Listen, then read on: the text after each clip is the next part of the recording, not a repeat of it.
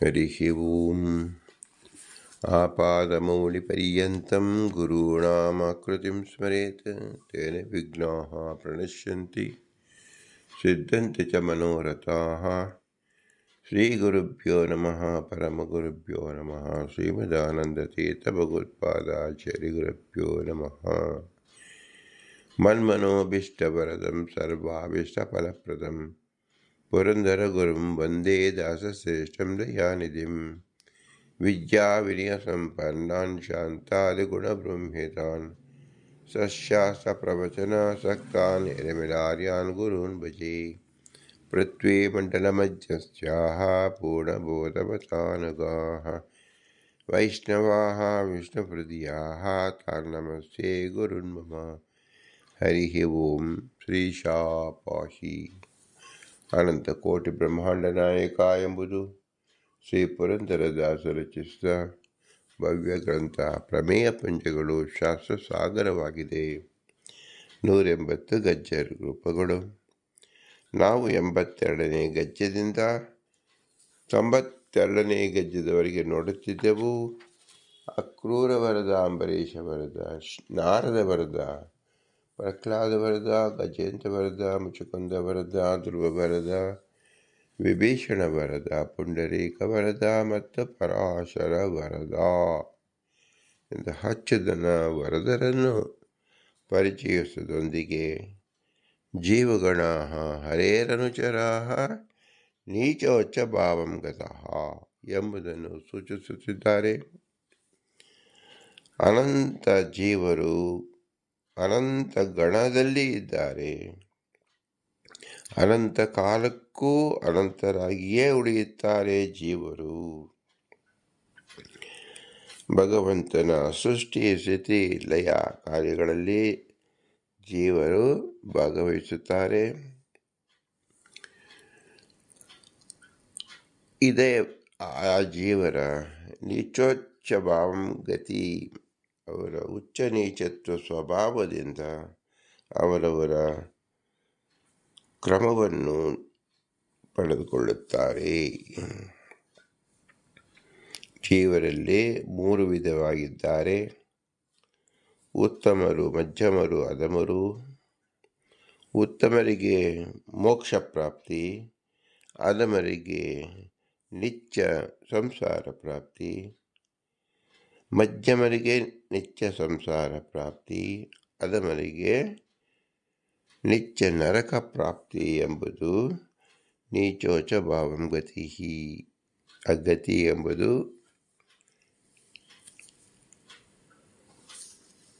ಪ್ರತಿಯೊಬ್ಬ ಜೀವನ ಮಾರ್ಗವನ್ನು ಸೂಚಿಸುತ್ತಿದೆ. ತಾರತಮ್ಯ ಜ್ಞಾನ ಎಂಬುದು ಕೇವಲ ಅವಶ್ಯಕ.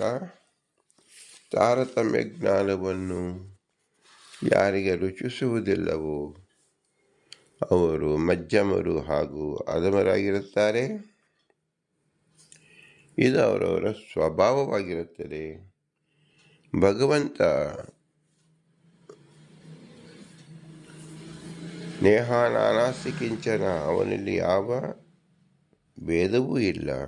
ಅವನು ಏಕನಾಗಿದ್ದಾನೆ, ಶಾಶ್ವತನಾಗಿದ್ದಾನೆ, ಅಚಲನಾಗಿರುತ್ತಾನೆ ಎಂಬುದನ್ನು ತಿಳಿದೆವು. ಜೀವರಲ್ಲಿ ಬದಲಾವಣೆಯನ್ನು ನಾವು ಗಮನಿಸುತ್ತೇವೆ. ಅಸೃಜಾವಸ್ಥೆಯಿಂದ ಸೃಜಾವಸ್ಥೆ, ಸೃಜಾವಸ್ಥೆ ಸಾಧನೆ ಮತ್ತು ನಂತರ ಸಂಸಾರ ಬಂಧನ, ಸಂಸಾರದಿಂದ ವಿಮುಕ್ತಿ ಹೊಂದಿದಾಗ 3 ವಿಧವಾದ ಗತಿ. ಭಗವಂತನಿಗೆ ಅಸೃಜಾವಸ್ಥೆ ಎಂಬುದಿಲ್ಲ, ಸಂಸಾರ ಬಂಧನವಿಲ್ಲ, ಮೋಕ್ಷವೆಂಬುದು ಇಲ್ಲ. ಆದ್ದರಿಂದ ಸಕಲ ಜೀವರಿಂದ ಭಗವಂತ ವ್ಯತಿರಿಕ್ತನಾಗಿದ್ದಾನೆ, ವಿಶಿಷ್ಟನಾಗಿದ್ದಾನೆ ಅಂತ ತಿಳಿಯಬೇಕು. ಹಾಗಾದರೆ ಭಗವಂತನನ್ನು ತಿಳಿಯುವ ಬಗೆ ಹೇಗೆ ಎಂಬುದನ್ನು ನಾವು ತಿಳಿಯುವ ರೀತಿಯನ್ನು ಪ್ರಾಣಾಯಾಮ ಎಂದು ನಾವು ಹಿಂದೆ ವಿವರಿಸಿದ್ದೆವು. ಆಯಾಮ ಅಂದರೆ ಶಕ್ತಿ, ಪ್ರಾಣಶಕ್ತಿಯಿಂದ ಒಂದು ಗುರಿ ನಿಯಮನವನ್ನು ಪರಿಪಾಲಿಸುವುದೆಂದರ್ಥ.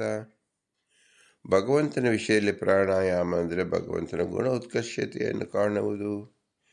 ಅದನ್ನು ಶ್ರೀಮದಾನಂದ ತೀರ್ಥರು ತಾವು ಅನುಭವಿಸಿ ವೇದದಲ್ಲಿ ಇರತಕ್ಕಂಥ ಭಗವಂತ ಗುಣವನ್ನು ನಮಗಾಗಿ ಆರಿಸಿ ತೋರಿಸಿದ್ದಾರೆ. ಅದೇ ಸರ್ವಮೂಲ ಗ್ರಂಥ.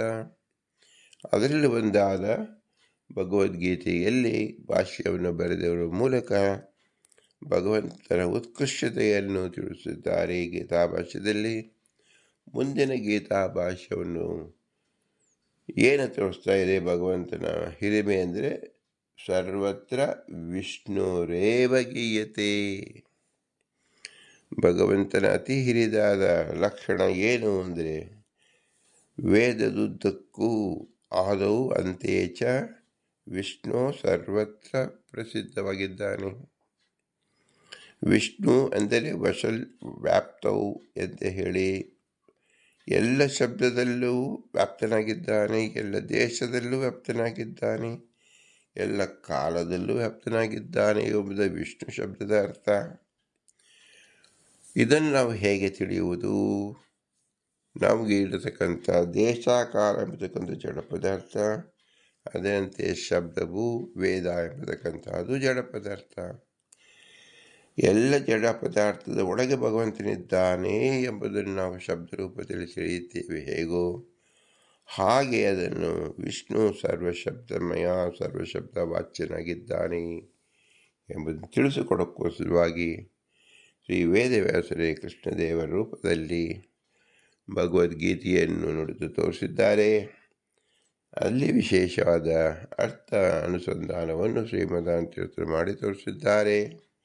ಇದೇ ನಮಗೆ ಪ್ರಾಣಾಯಾಮದ ಗತಿ. 2ನೇ ಅಧ್ಯಾಯದ 45ನೇ ಶ್ಲೋಕವನ್ನು ನೋಡಬೇಕಾಗಿದೆ. ತ್ರೈಗುಣ್ಯ ವಿಷಯ ವೇದಾಃ ನಿಸ್ತ್ರೈಗುಣ್ಯೋ ಭವಾರ್ಜುನ ನಿರ್ದ್ವಂದ್ವಃ ನಿತ್ಯಸತ್ವಸ್ಥಃ ನಿರ್ಯೋಗಕ್ಷೇಮ ಆತ್ಮವಾನ್. ಆತ್ಮನ ಗುಣವನ್ನು ಭಗವಂತನ ಗುಣವನ್ನು ಎರಡನ್ನೂ ನಮಗೆ ಪರಿಚಯ ಮಾಡುತ್ತಿದ್ದಾರೆ ಶ್ರೀ ವೇದವ್ಯಾಸದೇವರು. ತ್ರೈಗುಣ್ಯ ವಿಷಯ ವೇದಾಃ ನಿಸ್ತ್ರೈಗುಣ್ಯೋ ಭವಾರ್ಜುನ ನಿರ್ದ್ವಂದ್ವಃ ನಿತ್ಯಸತ್ವಸ್ಥಃ ನಿರ್ಯೋಗಕ್ಷೇಮ ಆತ್ಮವಾನ್ ತಾಂ ಯೋಗ ಬುದ್ಧಿಂ ಆಹ. ಯೋಗ ಅಂದರೆ ಸಂಬಂಧ, ವಿಯೋಗ ಅಂದರೆ ಸಂಬಂಧವಿಲ್ಲದೆ ಇರತಕ್ಕಂಥದ್ದು. ಏನು ನಮಗೆ ಸಂಬಂಧವಿದೆ ಅಂದರೆ ತ್ರೈಗುಣ್ಯ ವಿಷಯ ಇತ್ಯಾದೀನ ಇತರ ಅಪೋಚ್ಯ ವೇದಾನಾಂ ಪರೋಕ್ಷಾರ್ಥತ್ವಾತ್ ತ್ರಿಗುಣ ಸಂಬಂಧಿ ಸ್ವರ್ಗಾದಿ ಪ್ರತೀತೋ ಅರ್ಥ ಇವ ಭವತಿ. ಯಾವ ಜೀವರಾದರೂ ಸಹ 3 ಗುಣದ ಸಂಪರ್ಕವನ್ನು ಹೊಂದಿರುತ್ತಾರೆ. ಪ್ರಕೃತಿಯಿಂದ ಸತ್ವಗುಣ ರಜೋಗುಣ ತಮೋಗುಣ ಎಂಬತಕ್ಕಂಥದ್ದು ಆವಿರ್ಭಾವವಾಯಿತು. ಅದು ಸಕಲ ಜೀವರ ಅನಾದಿ ಕಾಮಕರ್ಮಗಳನ್ನು ಅನುಭವಿಸಲು ಸಾಧ್ಯವಾಯಿತು. ಇದು ಪ್ರಕೃತಿ ಮಾತೆ ಮಹಾಲಕ್ಷ್ಮೀ ದೇವಿಯರು ತಮ್ಮ ಅಭಿಮಾನ ವಿಶೇಷದಿಂದ ಸಕಲ ಜೀವರನ್ನು ಬಂಧಿಸುವ ಕಾರ್ಯವಾಗಿದೆ.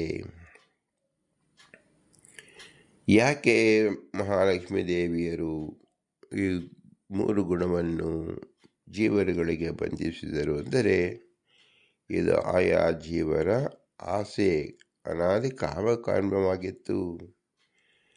ನನಗೆ ಇಂತಹದ್ದು ಬೇಕು ಎಂಬತಕ್ಕಂಥ ಮಾನಸಿಕ ವಾಸನೆ, ಮಾನಸಿಕ ಸಂಕಲ್ಪವೇನಿದೆ ಇದೇ ಕಾಮ ಎಂದು ಹೆಸರು. ಇದನ್ನು ತಳ್ಳಿ ನಡೆಸುವವರು ಯಾರು? ಮನೆಯಲ್ಲಿ ಮಕ್ಕಳು ತನಗೆ ಒಂದು ಪದಾರ್ಥ ಬೇಕು ಎಂದು ಅತಿ ರಭಸದಿಂದ ಉದ್ವೇಗದಿಂದ ರೋದನ ಮಾಡುತ್ತಿದ್ದಾಗ ತಂದೆ ತಾಯಿಗಳು ತಾನೇ ಆ ಪದಾರ್ಥವನ್ನು ಒದಗಿಸುವುದು. ಲೋಕದಲ್ಲಿ ತಮಗೆ ಬೇಕಾದ ಆಹಾರ ಪದಾರ್ಥ ತಿನ್ನಲು ಬೇಕು ಎಂದಾಗ ನಾವು ತಾಯಿಯನ್ನೇ ಮೊರೆ ಹೊಕ್ಕುತ್ತೇವೆ. ತಾಯಿಯೇ ನಮಗೆ ಬೇಕಾದ ಪದಾರ್ಥವನ್ನು ಕೊಟ್ಟು ಸಂತೈಸುತ್ತಾಳೆ. ಆ ಪದಾರ್ಥ ನಾವು ತಿನ್ನುವುದರಿಂದ ದೇಹದಲ್ಲಿ ಅನೇಕ ರೀತಿಯಾದ ವೈಕೃತಿ, ವಿಕೃತಿ, ವಿಕಾರವನ್ನು ಹೊಂದುತ್ತದೆ. ದೇಹ ಬೆಳೆಯುತ್ತದೆ. ದೇಹ ಬೆಳೆಯುತ್ತಾ ಶಕ್ತಿಯು ಜಾಜ್ವಲ್ಯವಾಗಿ ನಮ್ಮ ವಿವಿಧ ಕ್ರೀಡೆಗಳಲ್ಲಿ, ವಿವಿಧ ಕ್ರಿಯಾಕಲಾಪಗಳನ್ನು ತೊಡಗಿಸಿಕೊಳ್ಳುತ್ತೇವೆ. ಇದು ಸಾಕ್ಷಾತ್ ಮಹಾಲಕ್ಷ್ಮೀ ದೇವಿಗೆ ಸಕಲ ಜೀವರಿಗೂ ಸೃಷ್ಟಿಯಲ್ಲಿ ಮಾಡಿದ ಮಹಾ ಕ್ರಿಯೆಯಾಗಿದೆ. ಸಕಲ ಜೀವರ ಕಾಮನೆಯನ್ನು ಅನುಸರಿಸಿ ಮಹಾಲಕ್ಷ್ಮೀ ದೇವಿಯು ಪ್ರಕೃತಿ ಮಾತೆಯು ಜಡವಾದ ಪ್ರಕೃತಿ ಮಾತೆ, ಅದಕ್ಕೆ ಅಭಿಮಾನಿಯಾಗಿರ್ತಕ್ಕಂಥ ಮಹಾಲಕ್ಷ್ಮೀ ದೇವಿ ಆ ಪ್ರಕೃತಿಯಲ್ಲಿ ತ್ರೀನ್ ಗುಣಾನ್ ಪ್ರಕೃತಿ ಗುಣಾಹ, 3 ಗುಣವನ್ನು ತೆಗೆದಳು. ಒಂದು ಸತ್ವಗುಣ, ರಜೋಗುಣ, ತಮೋಗುಣವಾಗಿ ಪ್ರಕೃತಿಯನ್ನು ವಿಭಾಗ ಮಾಡಿದಳು. ಆ 3 ಗುಣವೇ ಸಕಲ ಜೀವರನ್ನು ಬಂಧಿಸಿತು, ಆವರಿಸಿತು. ಇದು ಆಯಾ ಜೀವರ ಕಾಮನೆಗಳನ್ನು ಪೂರೈಸಿಕೊಳ್ಳಲು ನೆರವಾಯಿತು. ತ್ರೈಗುಣ್ಯ ವಿಷಯಾ ವೇದಾ ನಿಸ್ತ್ರೈಗುಣ್ಯ ಭವಾಕ್ಷರ. ಈ 3 ಗುಣಗಳಲ್ಲೂ ಏನು ಆವರಿಸಿತು? ಇದು ತಾತ್ಕಾಲಿಕವಾದದ್ದು, ಅಂದರೆ ಸ್ವಾಭಾವಿಕವಾದುದಲ್ಲ. ಅಂದರೆ ಮಹಾಲಕ್ಷ್ಮೀ ದೇವಿಯು ಆಯಾ ಜೀವರ ಕಾಮನೆಗೆ ಅನುಸಾರವಾಗಿ ಈ 3 ಗುಣವ ಸಂಬಂಧ ಹಚ್ಚಿದ್ದರಿಂದ ಜೀವನಾಗಿರತಕ್ಕಂಥವನೇನು ತಿಳಿಯಬೇಕು? ಈ ಗುಣಗಳು ತನ್ನದಲ್ಲ, ಸ್ವರೂಪದಲ್ಲ ಎಂಬ ತಿಳಿವಳಿಕೆ ಬರಬೇಕು. ನಿರ್ದ್ವಂದ್ವ ನಿತ್ಯ ಸತ್ವಸ್ಥಃ ನಿರ್ಯೋಗ ಕ್ಷೇಮ ಆತ್ಮವಾನ್. ಆ ಜೀವರಿಗೆ ಕ್ಷೇಮ ಅಂದರೆ ಸುರಕ್ಷಿತ ಯಾವಾಗ ಆಗುತ್ತೆ ಅಂದರೆ ನಿರ್ದ್ವಂದ್ವ, ಯಾವ ಪ್ರಕೃತಿಯಿಂದ ಬಂದ 3 ಗುಣದಿಂದ ಯಾವ ಬದಲಾವಣೆಯನ್ನು ಹೊಂದುವುದಿಲ್ಲವೋ, ನಿರ್ಲಿಪ್ತನಾಗಿರುತ್ತಾರೋ ಮತ್ತು ನಿತ್ಯ ಸತ್ವಸ್ಥ, ಸತ್ವಗುಣದಲ್ಲಿ ಅತ್ಯಂತ ಶುದ್ಧ ಸತ್ವ ಎಂಬತಕ್ಕಂಥದ್ದು ಮೋಕ್ಷದಲ್ಲೂ ಸಹ ಫಲಪ್ರದವಾಗಿರುವುದರಿಂದ ಸತ್ವಗುಣ ಪ್ರಚುರನಾದ ಜೀವರು ಸತ್ವಗುಣವನ್ನು, ಶುದ್ಧ ಸತ್ವಗುಣವನ್ನು ಮಾತ್ರ ಆಶ್ರಯಿಸಿರುತ್ತಾರೆ ತಮ್ಮ ಅನಾದಿ ಕಾಮನೆಗಳನ್ನು ಪರಿಹರಿಸಿಕೊಳ್ಳಲು. ನಿರ್ಯೋಗ ಕ್ಷೇಮ, ತಮಗೆ ಬೇಡವಾದ ಅನಾದಿ ಕಾಮಕರ್ಮಗಳನ್ನು ಏನಿತ್ತು ಅದನ್ನು, ಆ ಕಾಮಕರ್ಮವನ್ನು ಪರಿಹಾರ ಮಾಡಿಕೊಳ್ಳುತ್ತಾರೆ. ಅದು ಅನಿಷ್ಟ ರೂಪವಾದದ್ದು ಅನಾದಿ ಕಾಮಕರ್ಮಗಳು. ಅದನ್ನು ಬಿಡಿಸಿಕೊಳ್ಳಬೇಕು. ಅದನ್ನು ನಾವು ಮಾಡಿಕೊಂಡಿದ್ದು ತಪ್ಪು ಎಂಬ ಅರಿವಾಗಬೇಕು. ಅದಕ್ಕೆ ಸಹಾಯವನ್ನು ಮಹಾಲಕ್ಷ್ಮೀ ದೇವಿಯರು ಮಾಡಿದ್ದಾರೆ. ಅದನ್ನು ಶ್ರೀಮದಾನಂದ ತೀರ್ಥರು ತಮ್ಮ ಭಾಷ್ಯದಲ್ಲಿ ತಿಳಿಸುತ್ತಿದ್ದಾರೆ. ವೇದಾನಾಂ ಪರೋಕ್ಷತತ್ವಾತ್, ವೇದ ಅಂದರೆ ಸಕಲ ವೇದಗಳು ಸಹ ಶಬ್ದಮಯವಾದದ್ದು. ಯಾತಕ್ಕೋಸ್ಕರ ಹೊರಟಿದೆ ಅಂದರೆ ಜೀವರಲ್ಲಿ ಉಂಟಾದ ಅನಾದಿ ಕಾಮಕರ್ಮಗಳ ಬಿಡುಗಡೆಗಾಗಿ ಒಂದು ಮಾರ್ಗೋಪಾಯವನ್ನು ಸೂಚಿಸುವ ತಂತ್ರವೇ ವೇದ. ಅದು ಶಬ್ದ ರೂಪವಾಗಿದೆ. ಹಾಗಾದರೆ ವೇದದ ಮುಖ್ಯ ಪ್ರಯೋಜನವೇನು ಅಂದರೆ ಪರೋಕ್ಷಾರ್ಥತ್ವಾತ್, ತನಗೆ ಎದುರಿಗೆ ಕಾಣತಕ್ಕಂಥ ಪದಾರ್ಥವನ್ನು ವೇದ ಹೇಳುವುದಿಲ್ಲ, ಅತೀತನಾಗತವಾದುದನ್ನು ತಿಳಿಸುತ್ತದೆ. ಸರ್ವ ವಿಷಯ ಪದಾರ್ಥಕಂ ಆಗಮ ವಿಷಯಂ ಅಂತ ನಾವು ಹೇಳಿದಾಗ ಇಂದ್ರಿಯಾರ್ಥ ವಿಷಯ ಪ್ರತ್ಯಕ್ಷ, ಅನುಮಾನ ವ್ಯಾಪ್ತಿ ಸಹಕೃತವಾದದ್ದು ಅನುಮಾನ, ಅನುಸೂಚ್ಯಮಾನಂ ಮತ್ತು ಅಶೇಷಾರ್ಥಬೋಧಕಂ ಆಗಮ ಅಂತ ಹೇಳಿದಂತೆ ಪ್ರತ್ಯಕ್ಷೇತರವಾದದ್ದು, ವ್ಯಾಪ್ತಿಗೆ ಇಂದ ಅನುಸೂಚ್ಯವಾದದ್ದು, ಇದೆರಡನ್ನು ಬಿಟ್ಟು ಇನ್ನು ಉಳಿದ ಅನಂತ ಪದಾರ್ಥಗಳು ಶಬ್ದಕ್ಕೆ ವಿಷಯವಾಗಿದೆ. ಶಬ್ದ ಎಂದರೆ ವೇದ. ಇದು ಪರೋಕ್ಷಾರ್ಥತ್ವಾತ್. ವೇದ ಎಂಬುದು ಪ್ರತ್ಯಕ್ಷ ವಿಷಯವಲ್ಲ. ಪ್ರತ್ಯಕ್ಷೇತರ ವಿಷಯಕ್ಕೆ ಆಧಾರವಾಗಿರ್ತಕ್ಕಂಥದ್ದು ವೇದಗಳು. ಆ ವೇದಗಳು ತಿಳಿಸ್ತಕ್ಕಂಥದ್ದೇನು? ತ್ರಿಗುಣ ಸಂಬಂಧಿ ಸ್ವರ್ಗಾದಿ ಪ್ರತೀತೋ ಅರ್ಥ ಇವ ಭವತಿ. 3 ಗುಣ ಸಂಬಂಧ, ಪ್ರಕೃತಿ, ಸತ್ವಗುಣ, ರಜೋಗುಣ, ತಮೋಗುಣ, ಇದರ ಸಂಬಂಧದಿಂದ ಸ್ವರ್ಗಾದಿಗಳು ಪ್ರತೀತಿ. ಸ್ವರ್ಗ ಅಂದರೆ ತಾತ್ಕಾಲಿಕವಾದ ಸುಖವನ್ನು ಕೊಡತಕ್ಕಂಥ, ಇದನ್ನು ಯೋಗಿಯಾಗಿರ್ತಕ್ಕಂಥ ಸತ್ವಪ್ರಸವನಾಗಿರ್ತಕ್ಕಂಥ ಜೀವ ಬಿಟ್ಟು ಬಿಡಬೇಕು, ಅಪೇಕ್ಷೆ ಮಾಡಬಾರದು. ತ್ರೈಗುಣ್ಯ ವಿಷಯ ವೇದಾ ನಿಸ್ತ್ರೈಗುಣ್ಯ ಭವಾರ್ಜನ. ನಿಸ್ತ್ರೈಗುಣ್ಯ ಅಂದರೆ 3 ಗುಣವನ್ನು ದ್ವಂದ್ವ ಅನಿರ್ದ್ವಂದ್ವನಾಗಬೇಕು.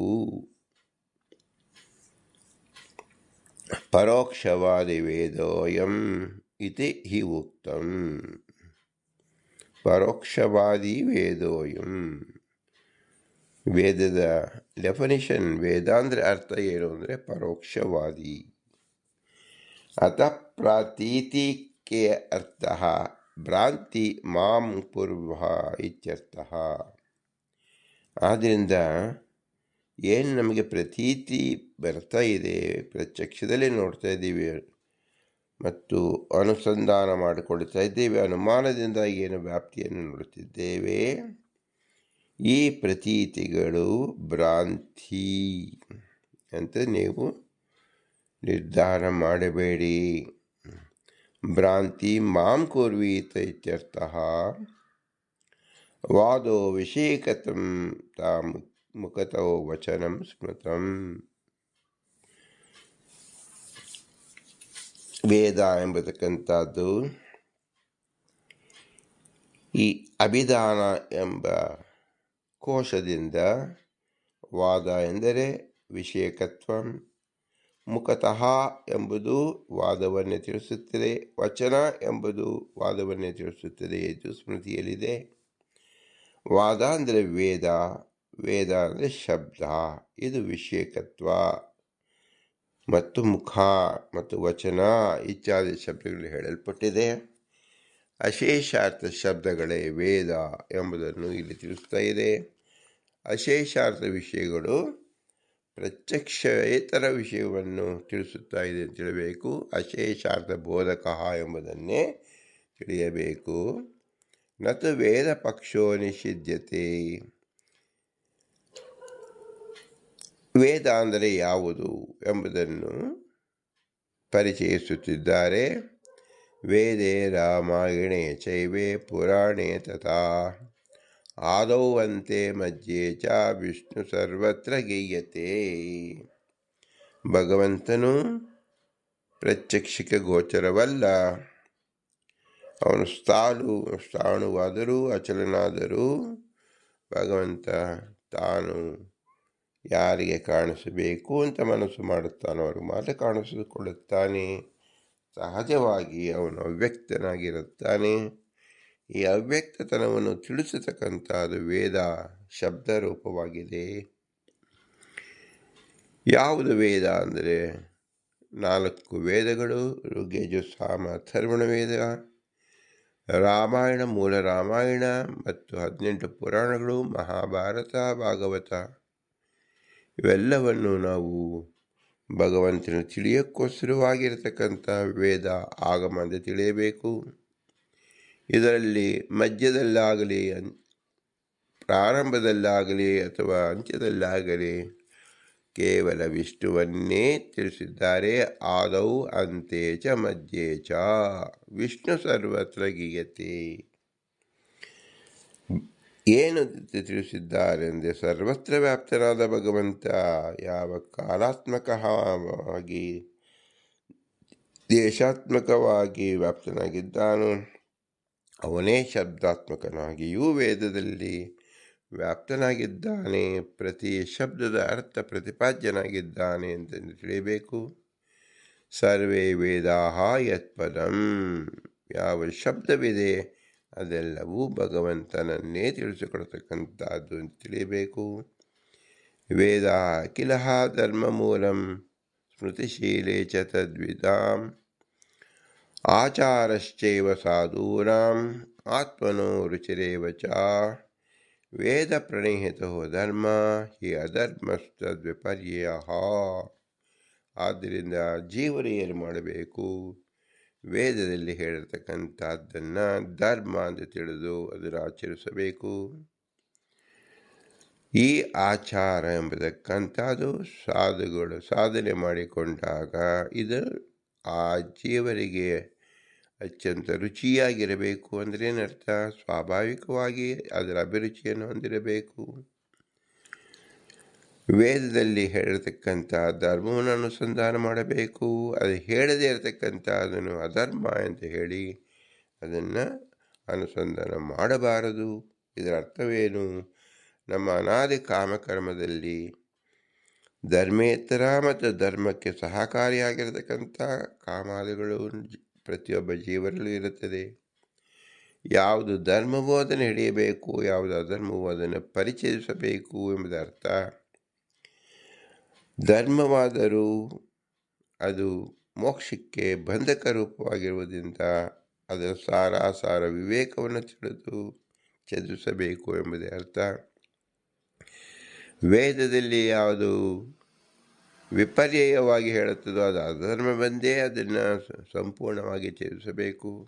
ಧರ್ಮವನ್ನು ಸಹ ಅದರ ಸಾರವನ್ನು ತಿಳಿದು ಇದು ತನ್ನ ಪದಾರ್ಥವೋ ಅಲ್ಲವೋ ಎಂಬತಕ್ಕಂಥದ್ದು ಪ್ರತಿ ಜೀವರು ತಿಳಿದುಕೊಂಡು ಮೋಕ್ಷಕ್ಕೆ ಉಪಯೋಗ ಆಗಿರ್ತಕ್ಕಂಥ ಧರ್ಮವನ್ನು ಮಾತ್ರ ಫಲರೂಪವಾಗಿ ಹೊಂದಬೇಕು ಎಂಬ ತಾತ್ಪರ್ಯ. ಇತಿ ವೇದಾನಂ ಸರ್ವಾತ್ಮನಃ ವಿಷ್ಣು ಪರತ್ವೋಕ್ತೇ. ಎಲ್ಲವೂ ವಿಷ್ಣು ಪರತ್ವವಾಗಿಯೇ ವೇದದ ಶಬ್ದಗಳು ಇದೆ. ತದ್ವಿಹಿತಸ್ಯ ತದ್ವಿರುದ್ಧಸ್ಯ ಚ ಧರ್ಮ ಧರ್ಮತ್ವೋಕ್ತಶ್ಚ.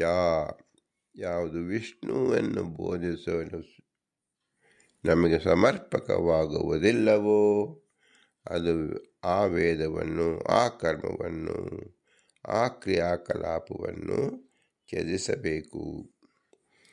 ಭಗವಂತನನ್ನು ಆರಾಧಿಸುವ ಸಕಲ ಶಬ್ದವೂ ಭಗವತ್ಪರವಾಗಿದೆಯೇ ಎಂಬುದು ನಮಗೆ ಮನವರಿಕೆಯಾದರೆ ಆ ವೇದದಿಂದ ನಮ್ಮ ಉದ್ಧಾರವೆನಿಸುತ್ತದೆ, ಮೋಕ್ಷ ಪ್ರಾಪ್ತವಾಗುತ್ತದೆ. ಯಾವ ಶಬ್ದದಿಂದ ನಾವು ಭಗವಂತನ ಆರಾಧನೆ ಮಾಡಲಿಕ್ಕೆ ಸಾಧ್ಯವಾಗುವುದಿಲ್ಲವೋ ಅದು ಅಧಿಕಾರ ಭೇದದಿಂದ ಅದನ್ನು ತ್ಯಜಿಸಬೇಕು ಎಂಬುದೇ ತಾತ್ಪರ್ಯ. ಅಂದರೆ ವೇದ ಎಂಬತಕ್ಕಂಥದ್ದು ಅನಂತ ಶಬ್ದಗಳು. ಅನಂತ ಶಬ್ದಗಳು ಅನಂತ ಜೀವರಿಗೂ ಸಾಧಾರಣವಾದರೂ ಸಹ ಆ ಜೀವರ ನೀಚೋಚ್ಚ ಭಾವಂಗತದಿಂದ ತಾರತಮ್ಯೋಪಯುಕ್ತವಾಗಿರೋದ್ರಿಂದ ತನಗೆ ವಿಹಿತವಾದದ್ದನ್ನು, ತನಗೆ ಮಾರ್ಗದರ್ಶಕವಾದದ್ದನ್ನು, ವೇದ ಧರ್ಮವಾಗಿರ್ತಕ್ಕಂಥದ್ದನ್ನು ಮಾತ್ರ ಗ್ರಹಿಸಬೇಕು, ಫಲರೂಪದಲ್ಲಿ ಗ್ರಹಿಸಬೇಕು ಎಂಬುದೇ ತಾತ್ಪರ್ಯ. ಆ ತಾತ್ಪರ್ಯದಲ್ಲಿ ಏನು ಪ್ರತಿಪಾದ್ಯವಾಗಿದೆ ಅಂದರೆ ವಿಷ್ಣು ಸರ್ವತ್ರ ಗೀಯತೆ ಎಂಬುದೇ ಒಟ್ಟಿನ ಅಭಿಪ್ರಾಯ. ತ್ರೈಗುಣ್ಯಾಖ್ಯಂ ವಿಶ್ವಂ ವ್ಯಾಪಯತಿ ಅಪಗಮಯತಿ ಇತಿ ತ್ರೈಗುಣ್ಯ ವಿಷಯ ಆಶ್ರಿತ್ಯ ವೇದಾಂಸ್ತು ಪಮಾಂಸ್ತ ತ್ರೈಗುಣ್ಯ ವಿಷಹಾರಿಣಃ ನಿಸ್ತ್ರೈಗುಣ್ಯ ಭವೇ ನಿತ್ಯಂ ವಾಸುದೇವೈಕ ಸಂಶಯಃ ಇತಿ ಚ ಸತ್ವಂ ಸಾಧುಗುಣಾದ್ ವಿಷ್ಣು ಆತ್ಮಸಂತತಿ ಹೇತುತಃ ಇತಿ ಚ. ಸಂತನಾದವನು, ಸಾತ್ವಿಕನಾದವನು ಎಲ್ಲ ಶಬ್ದದಲ್ಲಿ, ಎಲ್ಲ ಕರ್ಮದಲ್ಲಿ, ಕ್ರಿಯಾದಲ್ಲಿ ಭಗವಂತನನ್ನೇ ಕಾಣಬೇಕು. ಸಂತತಂ ವಿಷ್ಣು ಸ್ಮರಣಂ ನಿತ್ಯ ಸತ್ವಂ ಪರಮಾತ್ಮ ಮಮ ಸ್ವಾಮಿ ಇತಿ ಜ್ಞಾನಂ ಆತ್ಮವತ್ವಂ ತೇನೈಕ್ಯ ಜ್ಞಾನಂ ನಿವಾರಯತಿ ವಿರುದ್ಧ ಯೋಗಕ್ಷೇಮ ಇಚ್ಛಾವರ್ಜಿತಂ ಅನ್ಯತಾ ಉತ್ಥಾನ ದೇಹೇ ಅಪಿ ಅಯೋಗಾತ್. ಒಟ್ಟು ತಾತ್ಪರ್ಯವೇನು ಹೇಳ್ತಿದ್ದಾರೆ? ಭಗವಂತನು ಪರಮಾತ್ಮ ಮಮ ಸ್ವಾಮಿ ಎಂಬತಕ್ಕಂಥ ಜ್ಞಾನವನ್ನು ಜೀವನು ಸತ್ಯವಾಗಿಯೂ ನಿತ್ಯವಾಗಿಯೂ ಆರಾಧಿಸಬೇಕು. ತೇನೈಕ್ಯ ಜ್ಞಾನಂ ನಿವಾರಯತಿ. ಈ ಒಂದು ಜ್ಞಾನದಿಂದಲೇ ಸಂಸಾರ ಬಂಧ ನಿವಾರಣೆಯಾಗುವುದು. ವಿರುದ್ಧ ಯೋಗಕ್ಷೇಮ ಇಚ್ಛಾವಚಿತ.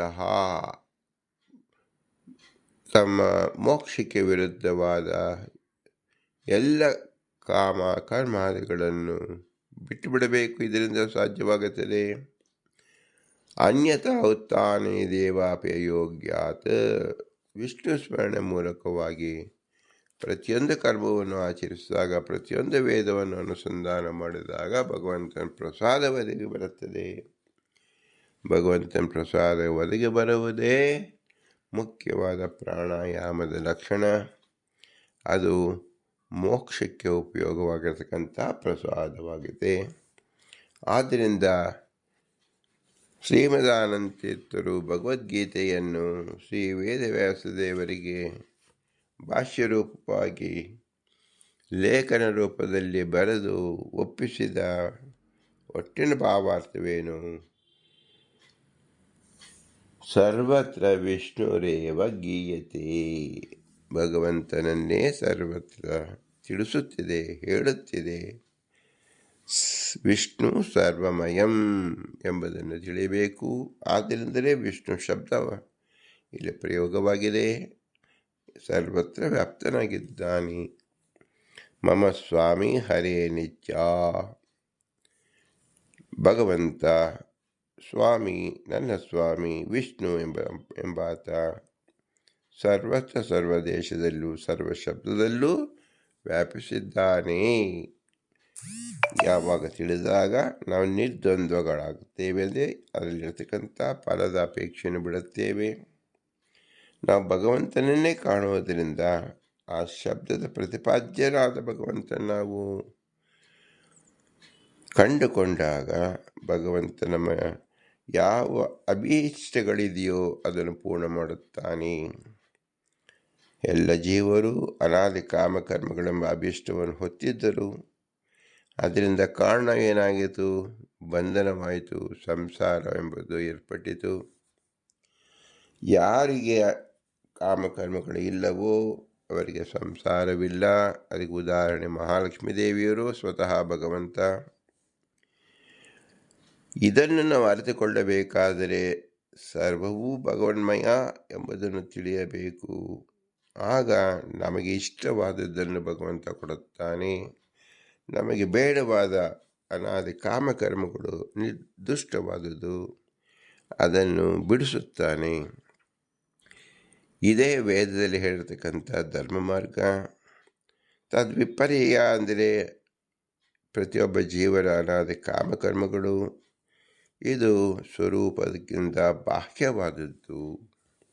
ಸ್ವರೂಪ ಯೋಗ್ಯ ಚಿಂತನೆಯನ್ನು ಮಾಡಿದಾಗ ಸ್ವಸುಖವನ್ನು ಅಪೇಕ್ಷಿಸುವುದು ತಪ್ಪಲ್ಲ.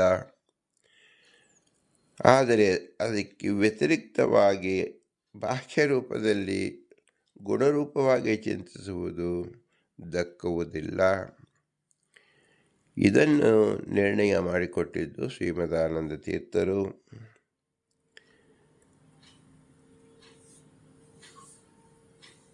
ಪರಾಪರ ತತ್ವಜ್ಞಾನ ವಿವೇಕ ಮಾಡಿಕೊಳ್ಳಬೇಕು. ಯಾ ಏತತ್ ಪರತಂತ್ರಂತು ಸರ್ವಮೇವ ಹರಿಸದ ವಶಮಿಚ್ಛೇವ ಜಾನಾತಿ ಸಂಸಾರ ಮುಚ್ಯತೆ ಹಿ ಸಹ ಎಂದು ಲೇಖದಲ್ಲಿ ಶ್ರೀಮದಾನಂದ ತೀರ್ಥರೇ ತೋರಿಸಿದ್ದಾರೆ. ಸಾರಾಸಾರ ವಿವೇಕ ಜ್ಞಾನವನ್ನು ಹೊಂದುವುದೇ ಪ್ರತಿಯೊಬ್ಬ ಜೀವರ ಮುಖ್ಯ ಧ್ಯೇಯ. ಸಾರ ಎಂದರೆ ಭಗವಂತನಿಗೆ ಪ್ರಿಯವಾದದು ಒಂದರ್ಥ. ಅಪ್ರಿಯ ಅಂದರೆ ಜೀವನು ತಾನು ಬಯಸಿಕೊಂಡ ಅನಾದಿ ಕಾಮಕರ್ಮಗಳು ಇದೇ ಅಪ್ರಿಯ ರೂಪವಾಗಿದೆ. ಇದನ್ನು ತ್ಯಜಿಸಬೇಕು, ಅಸಾರವಾದನ್ನು ತಿಳಿಯಬೇಕು. ತಿಳಿದಾಗ ಈತ ಪರತಂತ್ರ ಸರ್ವಮೇವ ಹರಿಸ್ತದ, ಇದು ಭಗವಂತನ ಅಧೀನದಲ್ಲಿದೆ ಎಂದು ತಿಳಿದಾಗ ಭಗವಂತನ ಪ್ರಸಾದದಿಂದ ನಮಗೆ ಅಪ್ರಿಯವಾದ ಅನಾದಿ ಕಾಮಕರ್ಮಗಳ ಬಿಡುಗಡೆ ಹೊಂದಿ ಭಗವಂತನ ಪ್ರಸಾದ ರೂಪವಾದ ಮೋಕ್ಷವನ್ನು ಪಡೆಯುತ್ತೇವೆ. ಇದು ಪ್ರಾಣಾಯಾಮದ ಮುಖ್ಯ ಉದ್ದೇಶ, ಮುಖ್ಯ ಫಲವೂ ಆಗಿದೆ. ಆದ್ದರಿಂದ ಈ ಉದ್ದೇಶವನ್ನು ಹೊತ್ತ ನಮ್ಮ ಮನಸ್ಸಿನಲ್ಲಿ ನಿಶ್ಚಿತವಾದ ಉಸಿರು ಅಂದರೆ ಪ್ರಾಣಶಕ್ತಿಯನ್ನು ನಾವು ತಿಳಿದುಕೊಂಡಾಗ ಅದು ಹೃದಯದಲ್ಲಿ ವಿಶೇಷವಾದ ಶಕ್ತಿಯನ್ನು ಉತ್ಪಾದಿಸುತ್ತದೆ. ಆ ಶಕ್ತಿಯ ಉತ್ಪಾದನೆಯಾಗಿ ಅದು ಪರಿಣಾಮ ರೂಪವಾಗಿ ಚಿತ್ತ ಅಂದರೆ ನಮ್ಮ ಯಾವ ಶಿರಸ್ಸಿನಲ್ಲಿ ಶಿರೋಮಧ್ಯದಲ್ಲಿ ಬುದ್ಧಿ ರೂಪದಲ್ಲಿ ಚಿತ್ತರೂಪವಾಗಿ ಸ್ಥಿರವಾಗಿ ನಿಂತುಕೊಳ್ಳುತ್ತದೆ. ನಮಗೆ ಹೃದಯ ಮತ್ತು ಯಾವ ಶಿರಸ್ಸಿನಲ್ಲಿರತಕ್ಕಂಥ ಮೆದುಳು ಏನಿದೆ ಅದು ಬುದ್ಧಿ, ಇದೆರಡು ನಮಗೆ ಕಾರ್ಯಗತ ಮಾಡಬೇಕಾಗಿರುವುದರಿಂದ ಯಾವುದರಿಂದ ಅಂದರೆ ಪ್ರಾಣಾಯಾಮದಿಂದ. ಒಂದು ಶಕ್ತಿಯನ್ನು ತೋರಿಸಿದರೆ ಇನ್ನೊಂದು ಯುಕ್ತಿಯನ್ನು ತೋರಿಸುತ್ತದೆ. ಹೇಗೆ ಒಂದು ಕಾರ್ಖಾನೆಯಲ್ಲಿ ಮ್ಯಾನುಫ್ಯಾಕ್ಚರಿಂಗ್ ಅಂತ ಒಂದು ಕಡೆ ನೋಡುತ್ತೇವೆ, ಇನ್ನೊಂದು ಕಡೆ ಅದನ್ನು ತಯಾರು ಮಾಡಿ ಹೊರಗಡೆ ಕಳಿಸುವಂತೆ ಮಾರ್ಕೆಟಿಂಗ್ ಹೇಗೆ ಮಾಡುತ್ತೋ ಹಾಗೆ ನಮ್ಮ ಹೃದಯದಲ್ಲಿ ಮಾಡತಕ್ಕಂಥದ್ದು ಉತ್ಪತ್ತಿ ಕಾರ್ಯ. ಅದು ಬಿಡುಗಡೆ ಹೊಂದಿ ನಮಗೆ ಚಿತ್ತ ರೂಪದಲ್ಲಿ ಸ್ಥಿರವಾಗಿ ನಿಲ್ಲುವಂಥದ್ದು ಮೆದುಳು ರೂಪದಲ್ಲಿ, ಅದೇ ಬುದ್ಧಿ ತತ್ವ. ಮನಸ್ಸು ಎಂಬತಕ್ಕಂಥದ್ದು ಶ್ವಾಸಕೋಶದಲ್ಲಿ ಅನಾಹತ ಚಕ್ರದಲ್ಲಿ ಈ ಕಾರ್ಯವನ್ನು ನಡೆಸಿದರೆ ಮನಸ್ಸು 3 ಗುಣದಿಂದ ಕೂಡಿದ್ದು ಅದು ಭ್ರಮಣ ಕಾರ್ಯದಿಂದ ಕಾರ್ಯ ನಡೆಸಿದರೆ ಅದರಿಂದ ಉತ್ಪತ್ತವಾದದ್ದು ಸಾರರೂಪವಾದದ್ದು ಚಿತ್ತರೂಪದಲ್ಲಿ. ಅಹಂಕಾರದಿಂದ ಅದು ವಿಭಜನೆಯಾಗಿ ಚಿತ್ತರೂಪದಲ್ಲಿ ನಿಶ್ಚಿಂತವಾಗಿ ನಿಂದಿರುತ್ತದೆ. ಇದಕ್ಕೆ ಬುದ್ಧಿ ಸಹಕಾರಿಯಾಗಿ ಮಾಡಿದ ತಯಾರಿಸಿದ ಪದಾರ್ಥವನ್ನು ಹೇಗೆ ನಾವು ಪ್ಯಾಕೇಜ್ ಅಂದರೆ ಅದನ್ನು ಒಡೆಯದಂತೆ ಸಂರಕ್ಷಣೆ ಮಾಡುತ್ತದೋ ಆ ರೀತಿಯಲ್ಲಿ ಅದನ್ನು ಶ್ರೇಷ್ಠವಾದ ಒಂದು ಬಟ್ಟಲಿನಲ್ಲಿ ಹಾಕಿ ಮೆದುಳಿನಲ್ಲಿ ಕೂಡಿಸುವಂತೆ ಭಗವಂತನ ವಿಷಯದಲ್ಲಿ ಕೂಡಿಸಿ. ನಿಮ್ಮ ಅನಾದಿ ಕಾಮಕರ್ಮಗಳೇನಿದೆ ಅದನ್ನು ಹೃದಯದಲ್ಲಿ ಮಂಥನ ಮಾಡಿದಾಗ ಏನು ಮಾಡಬೇಕು? ನಿರ್ದ್ವಂದ್ವ. ನಮಗೆ ಬೇಡವಾದ ಕಾಮಕರ್ಮಾದಿಗಳು ನಮಗೆ ಅನಿಷ್ಟ ರೂಪವಾದುದು, ಅದನ್ನು ಅಹಂಕಾರದಿಂದ ನಾವು ಏನು ಮಾಡಬೇಕು? ತ್ಯಜಿಸಬೇಕು. ನಂತರದಲ್ಲಿ ಬುದ್ಧಿ ತತ್ವದಿಂದ ಇದು ಭಗವಂತನ ಅಧೀನ ಎಂದು ತಿಳಿಯಬೇಕು. ಅದರಲ್ಲಿ ಮುಖ್ಯವಾದ ವೇದದಲ್ಲಿ ಪ್ರತಿಪಾದ್ಯವಾದ ಧರ್ಮದ ಭಾಗವೇನಿದೆ ಅದನ್ನು ಭಗವಂತನಿಗೆ ಅರ್ಪಿಸಬೇಕು. ಭಗವಂತ ಪ್ರಸಾದ ರೂಪವಾಗಿ ಮೋಕ್ಷವನ್ನು ಕೊಡುತ್ತಾನೆ. ಇದೇ ಚಿತ್ತದ ಕೆಲಸ. ಇದೇ ಪ್ರಾಣಾಯಾಮದ ಮುಖ್ಯ ಆವೃತ್ತಿಯಾಗತಕ್ಕಂಥದ್ದು ಆಗುವುದರಿಂದ ಅತಿ ಮುಖ್ಯವಾದ ಪ್ರಾಣಾಯಾಮ ಎಂದರೆ ಭಗವತ್ ಚಿಂತನೆಯೇ ಆಗಿದೆ. ಇದು ಕೇವಲ ಈ ಶರೀರಕ್ಕೆ ಮಾತ್ರ ಸಂಬಂಧಪಟ್ಟಿದ್ದಲ್ಲ, ಮುಕ್ತಿ ಪಡೆಯುವ ತನಕವೂ ಈ ಪ್ರಾಣಾಯಾಮದ ಶಕ್ತಿ ನಡೆಯುತ್ತಲೇ ಇರುತ್ತದೆ. ಆದ್ದರಿಂದ ನಾವು ಉಸಿರು ಕಟ್ಟಿ ಕುಳಿತುಕೊಳ್ಳುವುದು ಆ ದೇಹಕ್ಕೆ ಮಾತ್ರ, ಆ ಕ್ಷಣದಲ್ಲಿ ಮಾತ್ರ ಪ್ರಯೋಜನಕಾರಿಯಾದರೆ ಈ ಯೋಗರೂಢವಾದ ಶಾಸ್ತ್ರ ಎಂಬ ಪ್ರಾಣಾಯಾಮದಿಂದ ಮುಕ್ತಿ ಪರ್ಯಂತವಾಗಿಯೂ ಸಹಾಯವಾಗುತ್ತದೆ. ಮುಕ್ತಿಯಲ್ಲಿ ಸ್ವರೂಪ ಆನಂದ ಆವಿರ್ಭಾವ ರೂಪವಾದಾಗ ಅದು ಸ್ವಚ್ಛಂದ ಆನಂದವನ್ನು ಅನುಭವಿಸುತ್ತಾ ಮೋಕ್ಷದಲ್ಲಿ ನಿರಂತರವಾಗಿ ಭಗವಂತನ ಅನುಗ್ರಹದಲ್ಲಿ ಉಳಿಯುತ್ತದೆ. ಇದೇ ನಿಜವಾದ ಪ್ರಾಣಾಯಾಮದ ಮುಖ್ಯ ಫಲವಾಗಿರುವುದರಿಂದ ಇದನ್ನು ಪ್ರಾಣಾಯಾಮ ಎಂದು ವಿವರಿಸಲಾಗಿದೆ. ಸರ್ವತ್ರ ವಿಷ್ಣುರೇವ ಗೀಯತೆ ಎಂಬುದು ಪ್ರಸ್ತುತವಾದ ಪ್ರಾಣಾಯಾಮದ ಧ್ಯೇಯ. ಇಂತಹ ಅನೇಕ ಧ್ಯೇಯಗಳನ್ನು ಇಟ್ಟುಕೊಂಡು ನಾವು ಪ್ರಾಣಾಯಾಮವನ್ನು ಅಭ್ಯಾಸ ಮಾಡಿದರೆ ಅದು ನಮಗೆ ನಿರಂತರವಾಗಿ ಉಪಕಾರಿಯಾಗುವುದೇ ಎಂಬುದು ಇದರ ಮಹತ್ವವಾಗಿದೆ. ಇಂತಹ ಶ್ರೇಷ್ಠ ಜ್ಞಾನವನ್ನು ಒದಗಿಸುವ ಪುರಂದರದಾಸರು ಮನುಷ್ಯ ಜನ್ಮದಲ್ಲಿದ್ದಾಗ ಮಾತ್ರ ಮಾನವರಿಗಾಗಿ ಶ್ರೀಮದಾನಂದ ತೀರ್ಥರು ಗೀತಾಭಾಷ್ಯವನ್ನು ಶ್ರೀ ವೇದವ್ಯಾಸ ದೇವರಿಗೆ ಲೇಖನ ರೂಪದಲ್ಲಿ ಬರೆದು ತೋರಿಸಿ ನಮ್ಮ ಶಿಷ್ಯರುಗಳ ಎಲ್ಲರಿಗೂ ಅನುಗ್ರಹಿಸಿದ್ದಾರೆ.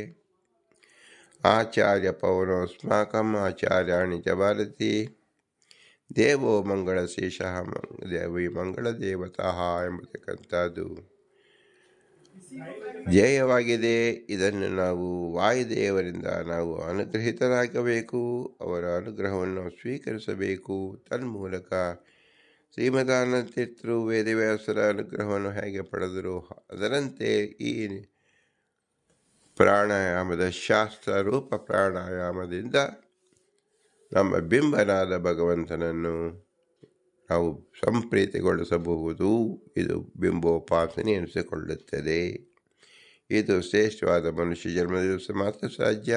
ಮನುಷ್ಯ ಜನ್ಮ ಕಾರಣಕರ್ತರಾದ ತಂದೆ ತಾಯಿಗಳ ಅನುಗ್ರಹ ರೂಪವನ್ನು, ಅವರ ಇರುವಿಕೆ ನೆರವಾದ ಗುರು ಹಿರಿಯ ರೂಪವನ್ನು, ಇದರಲ್ಲಿ ತತ್ವಾಭಿಮಾನ ದೇವತೆಗಳು ಇಲ್ಲಿ ಶಬ್ದ ರೂಪದಲ್ಲಿ ನಿಂತು ನಮಗೆ ಆಚಾರವನ್ನು ತಿಳಿಸಿದ್ದಾರೆ.